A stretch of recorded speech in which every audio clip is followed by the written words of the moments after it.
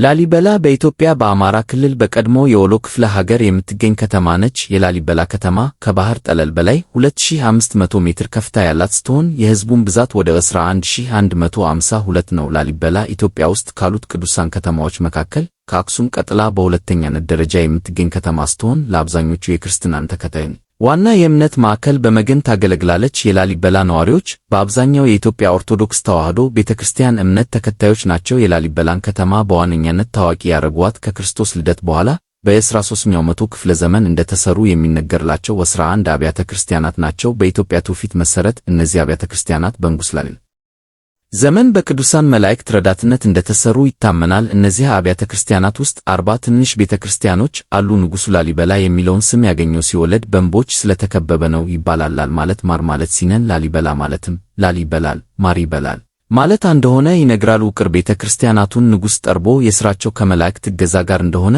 በኢትዮጵያ ኦርቶዶክስ እምነት ተከታዮች ይነግራል። በላሊበላ 11 ውቅር አብያተ ክርስቲያናት ያሉ ሲሆን ከነዚህም ውስጥ ቤተ ጊዮርጊስ ባለመስቀል ቅርጹ ሲታይ ውሃልኩን የጠበቀ ይመስላል። ቤተ መድኃኔ ዓለም የተባለው ደግሞ ከሁሉም ትልቁ ነው። ላሊበላ ዳግማዊ ኢየሩሳሌም የገና በዓል ታኅሳስ 29 በልዩ ሁኔታና ድምቀት ይከበራል። ቤዛ ኩሉ ተብሎ የሚጠራው በነግህ የሚደረገው ዝማሬ በዚሁ በዓል የሚታይ ልዩና ታላቅ ትዕይንት ነው። በ11ዱ የቅዱስ ላሊበላ ፍልፍል አብያተ ክርስቲያናት ቤተ መድኃኔ ዓለም፣ ቤተ ማርያም፣ ቤተ ደናግል፣ ቤተ መስቀል፣ ቤተ ደብረሲና፣ ቤተ ጎልጎታ፣ ቤተ አማኑኤል፣ ቤተ አባ ሊባኖስ፣ ቤተ መርቆሬዎስ፣ ቤተ ገብርኤል ወሩፋኤል፣ ቤተ ጊዮርጊስ የቢሉ ናቸው። አመሰግናለሁ።